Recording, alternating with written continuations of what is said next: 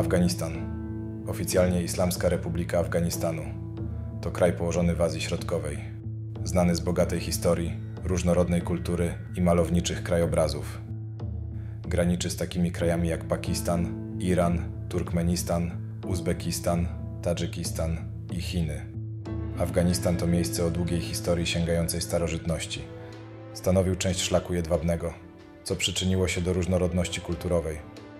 Kraj ten ma wiele znaczących zabytków, w tym ruiny starożytnych miast Bamian i wiele więcej.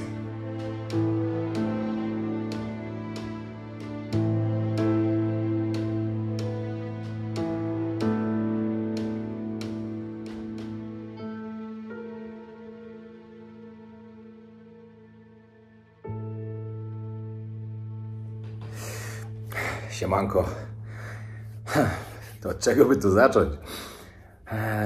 Rozpocząłem swój kolejny dzień w Afganistanie, w Kabulu. Dzisiaj zostajemy tutaj jeszcze na cały dzień.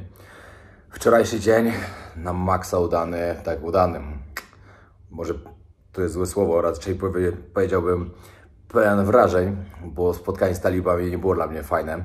Nie było takim czymś, co chciałem, żeby się stało, jednak się stało. No i co później też jeszcze ten samochód. Noga mnie trochę boli, przyznam szczerze. Boli mi śródstopie, ale złamane nie jest chyba. No, chyba nie. Naprawdę, no. Kto by pomyślał, że takie rzeczy się wydarzą, ale tak to jest niestety w podróżach, że nigdy nie wiadomo, co przyjdzie. Zawsze jakieś kolejne przygody. Dzisiaj kolejny dzień w Kabulu zostajemy. Jest tu jeszcze dużo do zobaczenia, dużo do oglądania. Wiecie, to jest największe miasto, jakie jest. No i później troszkę zmieniliśmy plan. Bo najpierw był plan troszkę polecieć samolotem do innego miasta, wrócić. Ale to tak troszkę nam się nie spina wszystko. Ze względu na to, że chcemy fajne odcinki zrobić z takiego lokalnego życia, wiecie, rozmowy z ludźmi i tak dalej. A nie tylko pokazywać Wam kolejne meczety, kolejne jakieś stare budynki i tak dalej. Chociaż to też będzie, trochę będzie, ale nie tyle, żeby zanudzać. Czekam na Mohameda, już jestem po śniadaniu właśnie. No i co? Zbieramy się i kolejny dzień w Kabulu. Także oglądajcie dalej. A jeśli jeszcze nie subskrybujesz mojego kanału, to pamiętaj, żeby go zasubskrybować, bo szykuje się naprawdę fajna seria. Później lecę do Afryki. Będzie co oglądać. Oglądajcie dalej. Jeszcze taki komunikat na samym początku. Jeśli moglibyście wejść na poprzedni odcinek, na ten i na kolejnych, jak będziecie, zostawić jakiś komentarz, zostawić lajka, kto może mi gdzieś tam udostępni, ze względu na to, że po prostu przez ten kraj, w którym jestem, wiadomo, YouTube jest amerykański, te filmy są ukrywane, są mało promowane, a zależy mi, żeby dużo zobaczyło tą serię, żeby były fajnie rozpromowane, także was cała ta siła. Jeśli możecie to dla mnie zrobić, to będzie świetnie. Dzięki wielkie. Mohamed już po mnie przyjechał. Good morning. Good morning. We start the next day. We will be doing some things today. Okay, what's the plan? Getting Afghani traditional clothes for you. Yes, then, I need. Heading back to Sakhi Shrine. It's one of the disputed place of Khalifa Ali. You know Ali? It's the fourth Caliphate of Okay, we'll Islam. Yeah. After mosque. After mosque, we will be heading to Bush Bazaar. Yeah. Bush Bazaar is a bazaar where American products are sold, like products from the American bases come here and then they sell it. Okay, that would be good. But now there's a little bit different, yeah? Not the same like the American was here. They changed a little bit? Yes, it has been changed because the name has been changed. It is called Mujahideen Bazaar now. Also, maybe there are less products nowadays because Americans are gone, so there are no more products coming into this Afghanistan basis. Okay, and I say we changed a little bit plan for tomorrow, and we're going to, what is the name of the city when we're going tomorrow? Jalalabad. Jalalabad, yes. Exactly, yeah. We don't know in the same place. We are going to Nangarhar province and Jalalabad. Nangarhar province, the whole province, is the province where Osama bin Laden stayed. Yes.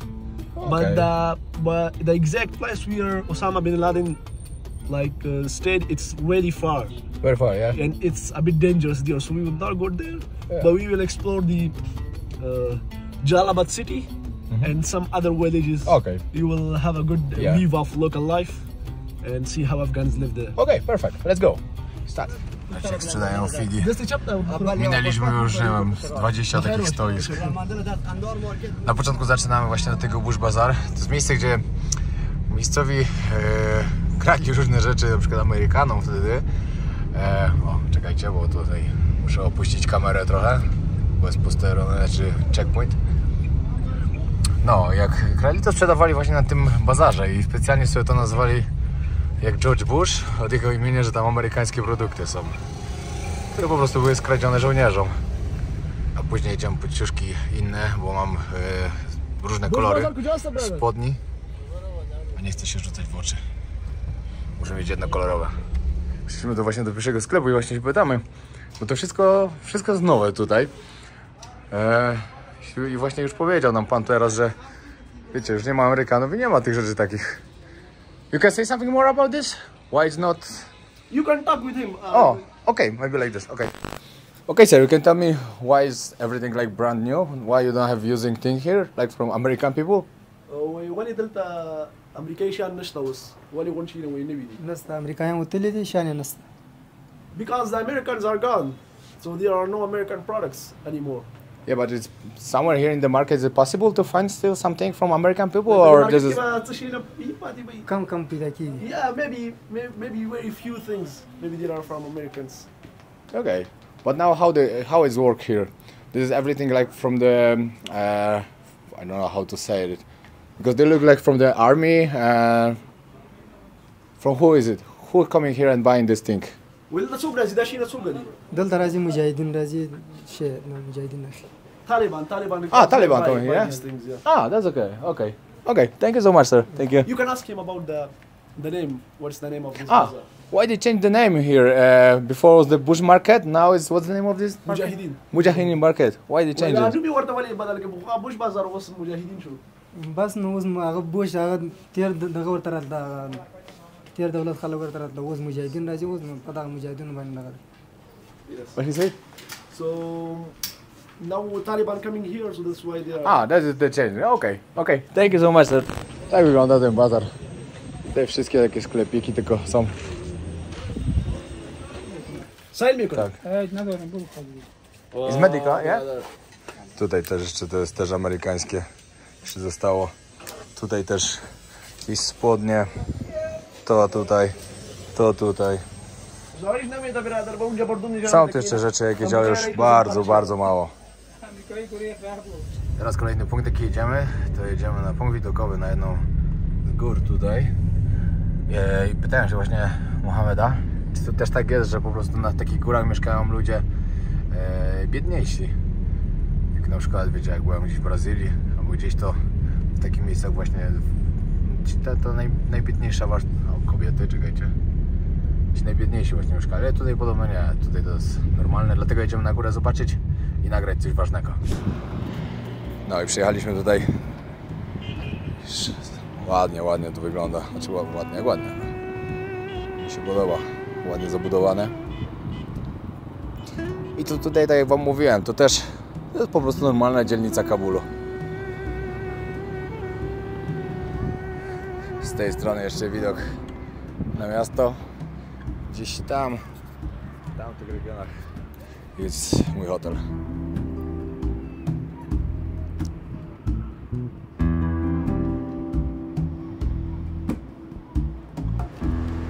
Dobra, no to teraz coś ważnego, żeście dowiedzieli się na temat tego, co ludzie źle myślą o przyjeździe tutaj, jak przyjadą do Afganistanu, jakie błędy popełniają i co jest wielką nieprawdą.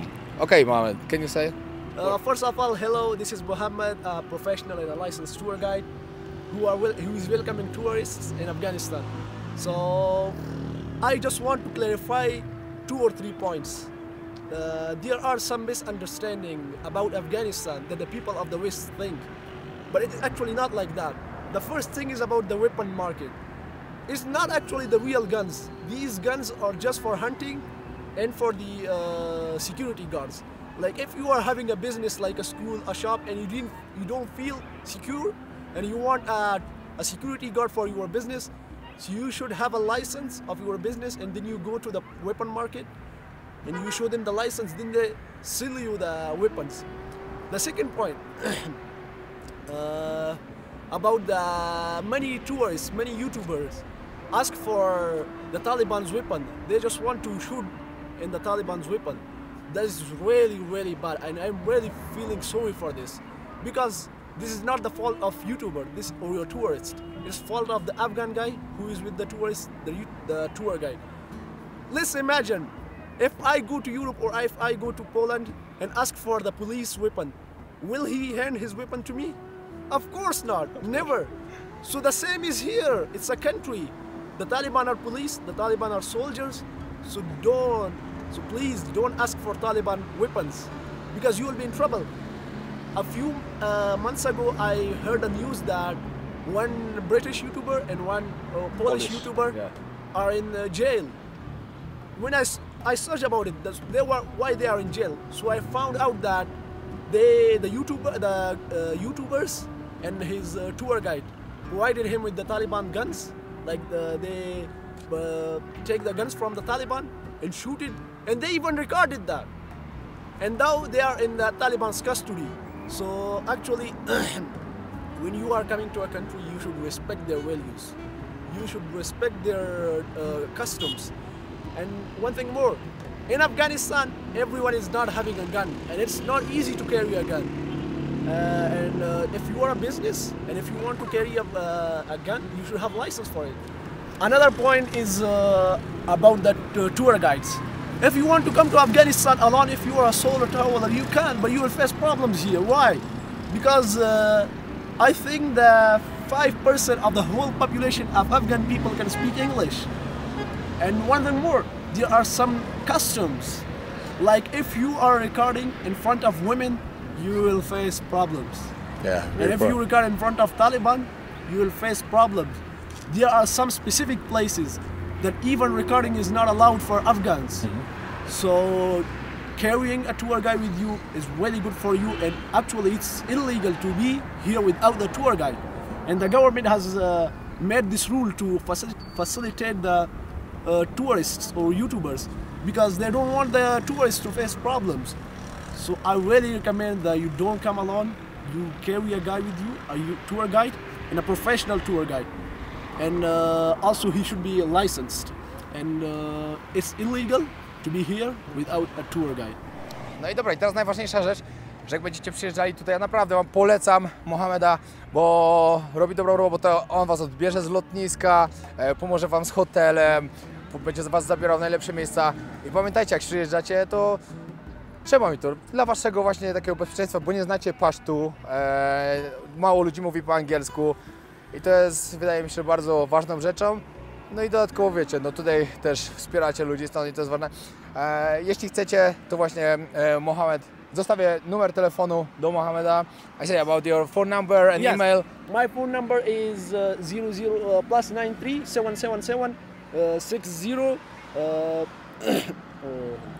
Let's go again, don't worry. 009 +93 777 9065 and my email address is mohamad.dawrankhil@gmail.com. Contact me, and you are coming to Afghanistan, you don't need to worry about. I will be waiting for you at the airport. I really recommend it. Thank you so much. Tak, i na dole właśnie w opisie zostawię Wam e-maila i numer telefonu, żebyście mnie wiedzieli. A jak nie, to piszcie do mnie na Instagramie, to Wam też przekażę. No i tutaj przejechaliśmy górę. Kolejne miejsce. Tam na dole możecie zobaczyć. To całe na dole to jest cmentarz. O, jedziemy do tego właśnie meczetu, który tam jest.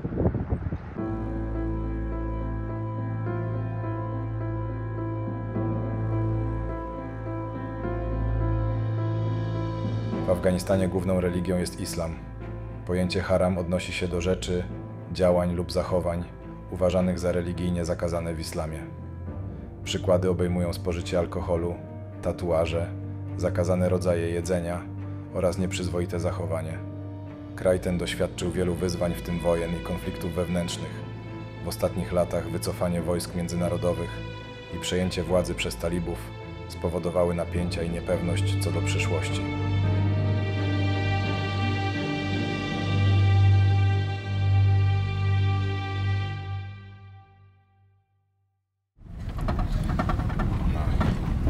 przed nami właśnie jest ten niebieski meczet. Pięknie wygląda, zaraz wam to pokażę.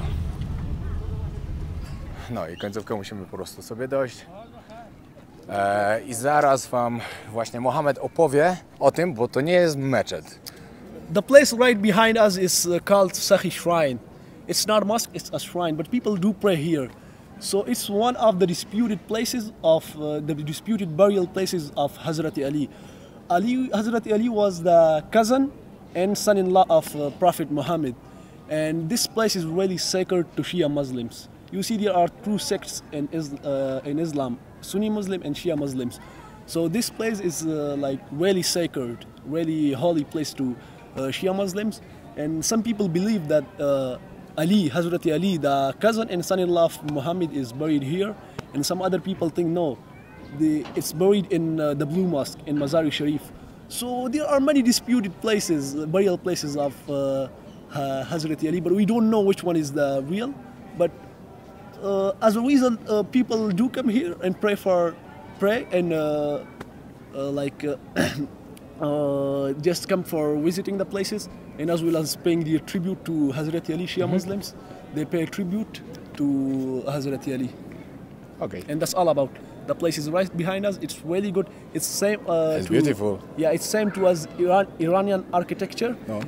Yes, we talked about this. We talked about this. With the Peter, that if you go to the western part, Herat, the western city, so you will feel like, oh, it's Iran. But if you go to the southern parts like Kabul, Jalalabad, Kandahar, oh, it's Peshawar or Pakistan. Yeah. If you go to Mazar-e Sharif, you will also say, oh, it's like Iran or Uzbekistan, Tajikistan. So yeah, we have same cultures, same customs, and same values, and the same architecture as well. Yes. Now I take nice picture because this look really nice. Ładnie wygląda, bardzo podobnie do tych, co w Iranie są. Muszę uważać, żeby nagrywać, żeby jakieś kobiety nie nagrać przypadkiem. Ładnie wygląda. Nie widziałem wcześniej. No i dobra, teraz w sumie w szybkim czasie zwiedziliśmy 3 miejsca. Właśnie Mohamed mówi, kurde, co teraz? Mieliśmy to tak rozplanowane, że nam trochę dłużej zejdzie, a jednak fajnie szybko się załatwiło wszystko i zobaczyliśmy. Przed wejściem do tej świątyni, z której byliśmy, właśnie mówili, żeby nie nagrywać i tak dalej, jak byliśmy w środku, tak naprawdę powiem wam, że nikt już tam nie zwracał uwagi. Można było coś nagrać, zrobić zdjęcia. I na wyjściu tylko się ładnie pożegnali, uśmiechnęli się. Wiecie, no w wielu miejscach mi się wydaje, że oni po prostu muszą mówić różne rzeczy, ale później już koniec końcem jest wszystko dobrze i tak naprawdę uśmiechem też dużo rzeczy można załatwić, uśmiechać do ludzi, oni wiedzą, że pozytywnie podchodzicie, przyjacielsko do wszystkiego i zawsze jest też inaczej. No i teraz jedziemy na jakąś kawę, zjeść jakiś obiad i później gdzieś dalej. A, jeszcze jedziemy do sklepu. Now we're going for the shop or we're going first for the shop? For the shop, okej. Dobra, idziemy teraz kupić ciuchy. No i później jedziemy dalej. Popatrzcie, rejestracje niemieckie, przykryte oczywiście afgańskimi, ale widać, że samochód z tamtych regionów, z Niemiec po prostu tutaj przyjechał. Stał tutaj ten. Ciekawe to jest, ciekawe. Ciekawe, ile samochodów właśnie tak tutaj z Europy jeździ. Patrzcie, tutaj drugi. Też na niemieckich blachach.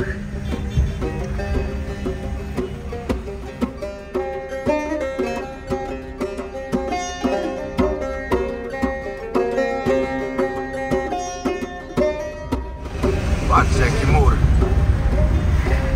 No, 1000 lat ma podobno.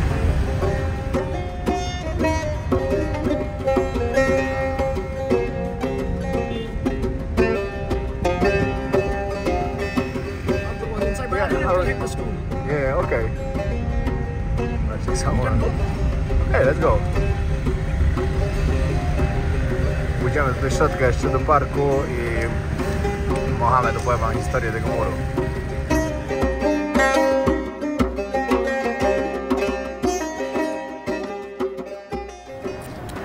Patrzcie, jak wygląda wesołe miasteczko. But in the evening it's busy? Yes, it's busy. It's busy here, Especially in holidays. Weekend. Samolot przerobiony na restaurację. Ciekawy pomysł. Widziałem już oczywiście takie gdzie indziej na świecie.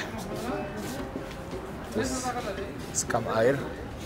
Tak, no dokładnie z tej linii, którą tu leciałem i będę wylatywał. Dobra, teraz wam opowiem Mohamed historię tego muru, ale musimy nakręcić ją po prostu normalnie, bo jest strasznie pod słońce. So here I am with another interesting story. Before my friend showed you a wall. It's not really a wall now. It's only the ruins are remaining, but it has really interesting story. The story is like maybe 1200 or 1250 years ago when Muslims tried to enter Kabul and spread Islam in the people of Afghanistan, in the people of Kabul. And there was a king in Kabul. He didn't wanted Islam to come to Afghanistan. So he was really cruel. He forced his people that you should build this wall. This story is similar to the big wall of China. So he told his people that you have two options. Go build the wall or you will die. So if someone wasn't willing to build the wall or wasn't willing to work on the site, so the king beheaded and put the head of that person in the wall. So there were two lovers. So the two lovers wanted to marry each other, but the boy told her girlfriend that I cannot marry you because I have to go to work on the site every day. So his lover, the girl, said that don't worry, I would do something. So the next day she prepared herself like a man and went to the site and she waited for the king to come. When the king came, she picked up a stone and crushed the king's head and killed the cruel king.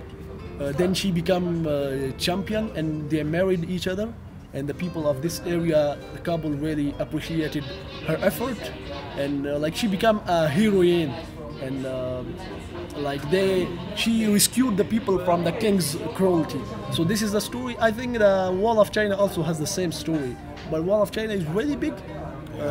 This is like relatively, like if we compare this to Wall of China, it's not good because that's really good, really big, and it has not been destroyed. But this one is big but not too big, and it is destroyed. Yeah, that is the part only of this. Yeah, so a little ruins are remaining, so we can see that there was a wall here. One more important thing, which year you have now here? Because you have a new year, like on the 21st of March, yeah? Here. Here it is 1403, or yes, 1403. This is the Persian year, or we call it Shamsi. Yes. And what's what's the most important day here in Afghanistan? Eid, of course, it's everywhere, like for every Muslim country, and of course a New Year, like when we call it Nowruz, and people gather. How do people celebrate here New Year? They celebrate it like they come, they make parties, they go to picnics, and they have a special food prepared from some kind of vegetables, or I don't think grass is a kind of grass. They prepare a food from that, and then they distribute that food. So yes, they celebrate it in different ways. They dance, they say songs, they sing songs. How many days do people have off day here? When is the New Year? That, actually, no, it's not off. Taliban are against this day. Because you cannot. Yeah, but people are celebrating it in their homes. Like before, people had three off days for this, and on this day, the good thing is that the official year begin. Like everything begin from the everything start from the beginning, like schools, universities, everything. Everything, yeah? Yes. Okay. Kawka wypita, jedziemy dalej. Powiem wam coś ciekawego, też zobaczyłem w internecie, że teraz właśnie tutaj zmienili swoje podejście, talibowie zmienili podejście do tego, że właśnie jak ludzie przyjeżdżają, wiecie, nagrywają i tak dalej, wcześniej totalny był zakaz wszystkiego, totalnie. Teraz trochę zmieni, znaczy totalnie, tak żeby wiecie, nie nagrywać i tak dalej. Thank you, bye bye. A teraz zmienili podejście takie, żeby po prostu jak ludzie tu przyjeżdżają, żeby widzieli, że turysta może przyjechać. Trochę nastawienie, wiecie, jak on też wczoraj powiedział, że ja jestem blogerem, właśnie to też widziałem, że troszkę zmienili nastawienie swoje. Oni jednak chcą troszkę zmienić obraz tego, jak to tu wygląda. No i żeby jednak ludzie przyjeżdżali, no. Wiadomo jak... Wow. No rules. It's legal. Ah, it's legal? Because there is no way if you are like going to that place, Yes. you should like, go Okay. across 1 hour. Like it's legal. Okej, understand. No, żeby zmienić troszkę ten obraz, żeby ci ludzie tu przylatywali, bo no wiadomo jak w mediach kreują Afganistan. No. Wiecie, wojna... You say yesterday the war was more than 20 years, because everywhere when I check they say it's 20 years, but you say it was like 50 years. The war with the Americans. With the Americans was 20 years. But before was But different. Afghanistan is in war. Like until 2021, Afghanistan was in war for 50, almost 50, like 40 years, but we count it as 50. 50 years. 50 years. Like But the war with American, with the who? Soviets. With Soviets, okay. Then the Civil War. Then Taliban. Then Americans. 50 years of war. The war has been finished 2 years ago. So Yeah. like Afghanistan is in peace for 2 years.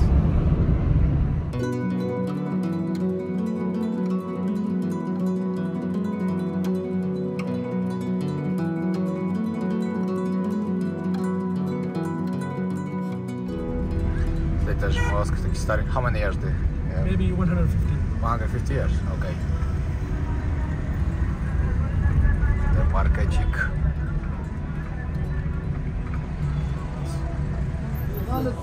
Teraz przyszliśmy kupić ubrania, żeby mieć dobry komplet.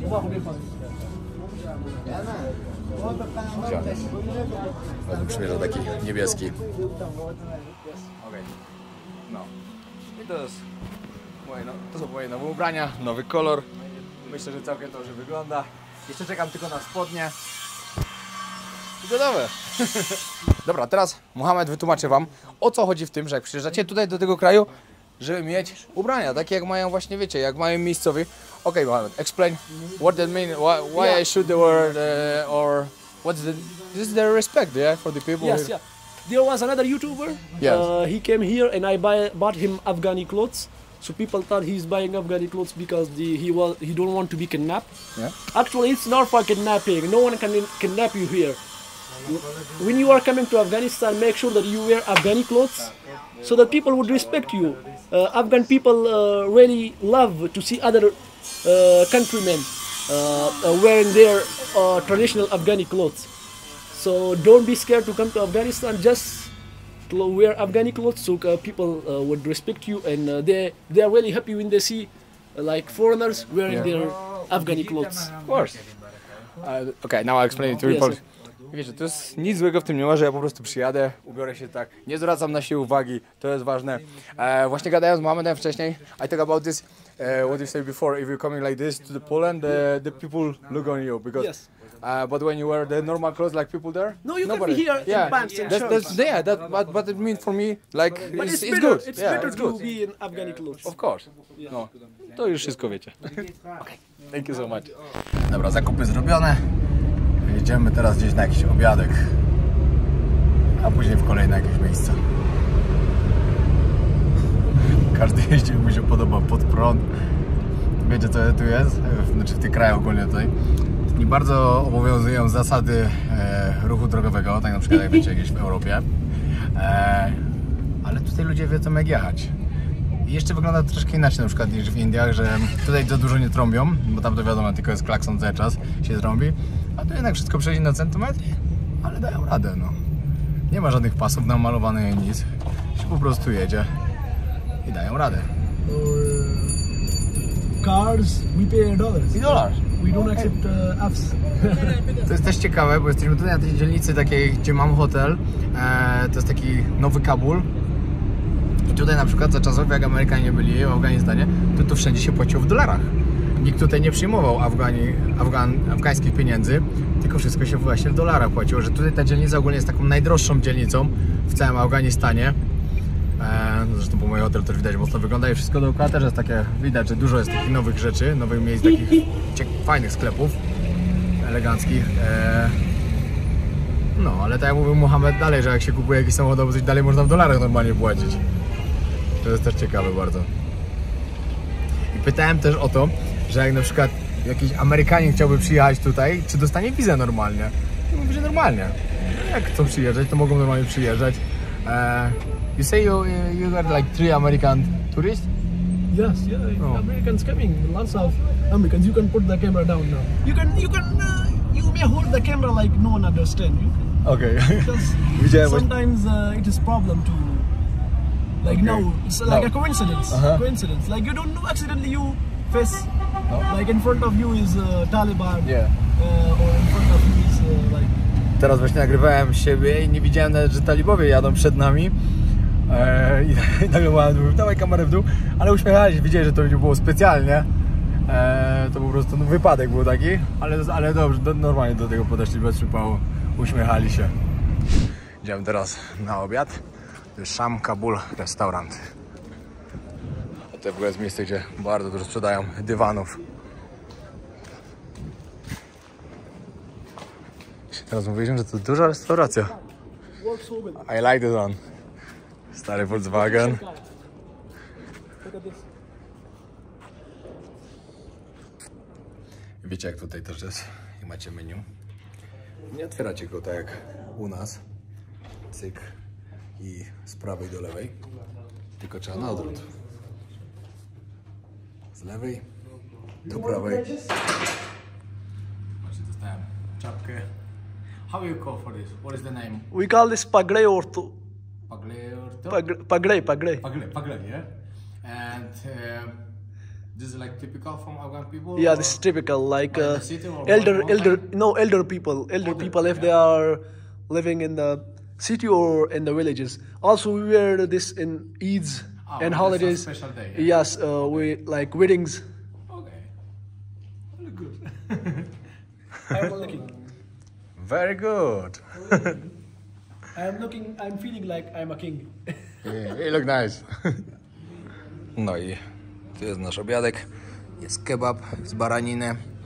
Do tego, what's the name of this? Kabuli Palau. Kabuli Palau. Kabuli Palau, tak, dokładnie, czyli ten dryż. To ty jedliśmy wczoraj na słodko. Do tego jogurt. No. Go, we can start. No i dzisiaj dowiedziałem się nowych rzeczy na temat tego właśnie, na temat tego aresztowania tego youtubera z Wielkiej Brytanii. I dodatkowo ja czytałem wcześniej na internecie, zanim przyjechałem tutaj, że 2 Polaków razem z nim zamknęli. Mohamed mi mówi, że 1. Nie wiem, gdzie jest prawda.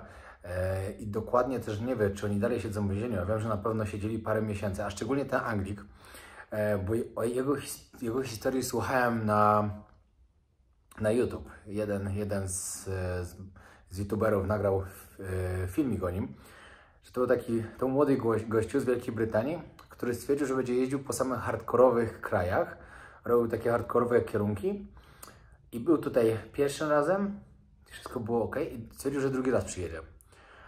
I za drugim razem jak przyjechał, ja słyszałem, że on właśnie gdzieś nagrał czy zdjęcia robił właśnie talibom i przez to oni go zamknęli do więzienia. Ale widać, że w internecie nie wiedzieli wszystkiego. Właśnie Mohamed powiedział wcześniej, że to było tak, że oni pojechali sobie gdzieś w góry, wzięli od taliba karabin i sobie strzelali i wrzucili to do internetu. Poszło to trochę wyżej, ktoś to zobaczył i zrobiła się afera. I dlatego oni są w więzieniu. I dodatkowo jeszcze podobno jest ten Anglik, Polak, ten talib, który im dał i tą broń. I ktoś jeszcze. Kurde, nie pamiętam, kto był 4. No ale to tak, to rzuca trochę inne światło na to, bo jak ja sobie tak pomyślałem, że kurde, no za to, że wiecie, że ich po prostu nagrał albo coś, on trafił do więzienia. Takie dziwne to było dla mnie trochę. Wiadomo, wiem, że nie można tego tu robić, absolutnie. Nie możecie kręcić talibów, nie możecie kręcić kobiet i w miejscach, w których jest zakaz, też nie możecie nagrywać. Tylko o takiej właśnie mi Mohamed mówi, gdzie nie mogę nagrywać, to mi wszystko mówi. No. I widzicie, no jednak to było inaczej niż w internecie jest i fajnie być na miejscu i dowiedzieć się takich rzeczy. Ja tak samo też myślałem, że wiecie, przyjadę gdzieś, dam radę, żeby pojechać gdzieś, coś puszczać i tak dalej. Tak tutaj nie wygląda. Zupełnie jest inaczej niż wiele osób właśnie myśli. Wiele osób ma taki zakłamany obraz tego kraju, a jednak się dużo zmieniło. No. Nigdzie nie mogłem doszukać, czy ten Anglik właśnie i ten Polak dalej siedzą. Jeśli ktoś ma informacje na ten temat, dajcie mi znać. Bo ja wiem, że on się odzywał do swojej rodziny po 4 miesiącach. Nagrywał mi, że wszystko dobrze, że jest dobrze traktowany i tak dalej, i tak dalej. I później się temat uciął. A jak jest dalej? Jak jest teraz? Właśnie. Ciekawe. Także jak ktoś ma info, dajcie znać. My lecimy jeszcze coś pozwiedzać. Jedziemy dalej zwiedzać. Będziemy słuchać teraz muzyki. Właściwie nie o tym, że muzyka została zakazana tutaj, jak talibowie przejęli władzę. Ale to jest tak, że jest zakazane, ale jak was zatrzymają, to tylko każą wyłączyć. Że nie jest jakoś tak, wiecie, bardzo, bardzo przerąbane za to. Dlatego słuchamy. Wzięliśmy złamane autostopowiczów. Zobaczcie. Hello, say hello. Salam, salam, salam. Zdjęciu się wpakowało, no to szkołę skończyliście i żeby ich podwieźć. A że wiedział akurat tam, to Mohamed powiedział, że wskakiwali. Ładny zachód się robił, ale niestety jakieś chmury przyszły. Jesteśmy teraz na Karha Lake.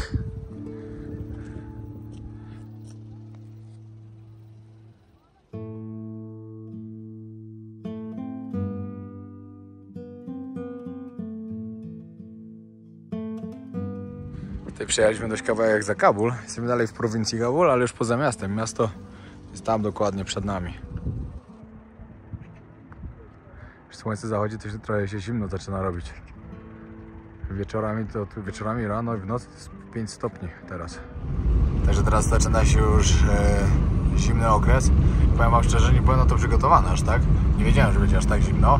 Znaczy nie jest bardzo źle, ale gorsze jeszcze idzie. Właśnie Mohamed mi mówił, że najlepiej, że tutaj wrócić na lato, że wtedy jest zupełnie inaczej. Na dużo więcej fajnych miejsc zobaczyć. Chcieliśmy jeszcze zobaczyć pomnik, który tu postawili, jak odzyskali niepodległość od Anglii, Wielkiej Brytanii w 1919 roku, 19 sierpnia dokładnie.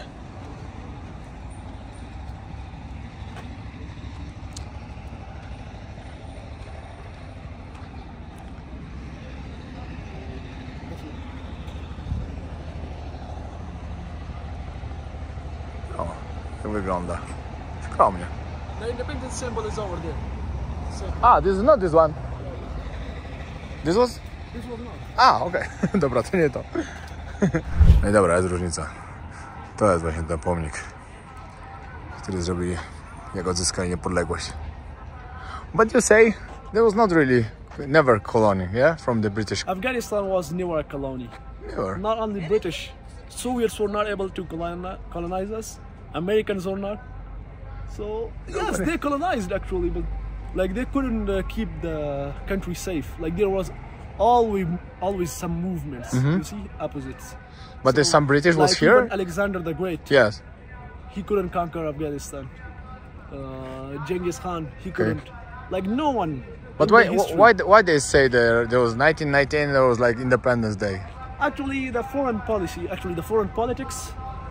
We got our foreign politics, like the foreign politics was in hands of British. Okay. But they came here and we fought with them. And then we got our independence on 1999, led by Ghazi Amanullah Khan. And this symbol was built by him. And you can see there are the names of the martyrs or who were killed in the war with the British. Actually, many British have died here. Oh, there is a cemetery. There is a cemetery that foreign soldiers are buried. So we can go there. Like there are Russians, Americans, not Americans, Russians and Britons. Okay. And there's in the Kabul? In the middle of Kabul. Dobra, wracamy do hotelu. Pancerne drzwi, przeszukanko i dopiero można wejść. No, wróciłem już do hotelu, jest 6. Długi, intensywny dzień, także dzisiaj trochę szybciej kończymy, to trzeba szybciej stać, bo 8:30 śniadanko, 7 ruszamy do Jalalabad, miejscowości, która jest pomiędzy właśnie Kabulem, znaczy na trasie pomiędzy Kabulem a Peshawar. Peshawar to już jest miasto przygraniczne w Pakistanie, znaczy już jest w Pakistanie, tam gdzie byłem 2 lata temu. Mogliście oglądać te odcinki, a jeśli nie, to zapraszam na serię z Pakistanu i jedną i drugą, bo były bardzo ciekawe. No, jest podobno jedno z ładniejszych miast tutaj, także przekonamy się. Zostaniemy tam 2 dni w sumie. Dobra, koniec tego odcinka. Ja się biorę za trening, później kolacja, relaksik. Jutro rozpoczynamy kolejny dzień w Afganistanie. Jeśli jeszcze nie subskrybujesz tego kanału, zostaw subskrypcję. Lecimy po najlepszy kanał na YouTube. Dzięki wielkie, że jesteś ze mną. Jeszcze mogę wspomnieć, jak trenuję, bo dużo osób też pytało, jak robię trening, jak na przykład nie mam takiej możliwości, jestem tylko w hotelu. Robię od 8 do 10 serii. Robię tak, 25 pompek, 25 brzuszków i 25 przysiadów. To jest jedna seria. I takie coś wykonuję od 8 do 10 razy, czyli robię od 200 do 250 powtórzeń. Czyli 250 pompek, 250 brzuszków, 250 przysiadów. Oczywiście przysiady robię w różnych, jak to powiedzieć, w różnym rozstawie nóg. Czasem wykroki, czasem normalny przysiad, czasem szeroko nogi. Pompki przeważnie robię normalnie, a brzuch różnie. Zamieniam, raz robię spięcia, raz deskę. Wtedy deskę trzymam od 1,5 do 2 minut. To jest jedna seria. I tak wygląda mój trening. Wykonuję go mniej więcej między 35-40 minut. Zależy jaką mam siłę. Dzisiaj pewnie będzie to około 45 minut. No i to było na tyle. Do tego oczywiście kofeinkę przed, białko wojownika po. Bardzo, bardzo serdecznie polecam białko wojownika od SFD. Na hasło PAJAK10 SFD dostaniecie zniżkę na wszystkie zakupy online, także serdecznie polecam. To było na tyle. Pozdrawiam. Do następnego.